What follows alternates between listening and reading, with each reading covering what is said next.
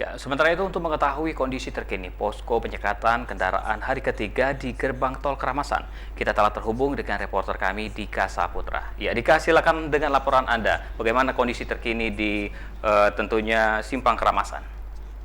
Ya, baik. Terima kasih, Andi. Saat ini saya melaporkan langsung tentunya dari gerbang tol pintu Keramasan yang juga menjadi salah satu tempat penyekatan dan diberlakukannya untuk larangan mudik. Total hari ini ada 15 kendaraan yang disuruh oleh putar balik oleh posko penyekatan di pintu tol Keramasan yang didominasi oleh kendaraan pribadi yang akan menuju Lampung, Jakarta, Kayu Agung, dan juga Pulau Jawa.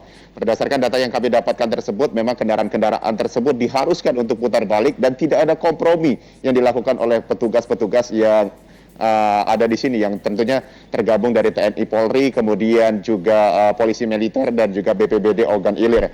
Kemudian juga untuk pengecekan kendaraan dilakukan 2 jam sekali karena memang ini dilakukan dari jam 8 sampai dengan nanti sore seperti itu. Jadi ada 2 jam sekali yang memang dilakukan oleh petugas yang ada di sini. Kemudian juga untuk kendaraan-kendaraan yang diperbolehkan untuk melintasi gerbang tol Keramasan, yaitu kendaraan-kendaraan pembawa logistik, kemudian juga kendaraan ambulans, kemudian juga kendaraan yang memang di situ urgensinya membawa orang sakit atau hamil yang ingin melahirkan, dan juga perjalanan dinas yang harus menyertakan memo atau juga menyertakan surat perjalanan dinas seperti itu.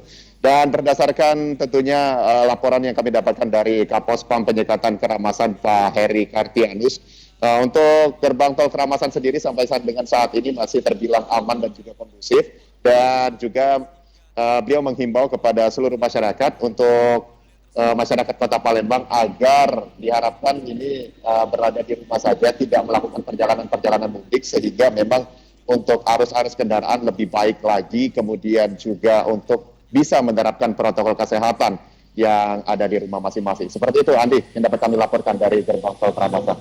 Baik, terima kasih Dika atas laporan Anda. Selamat beraktivitas kembali dan tetap jaga kesehatan.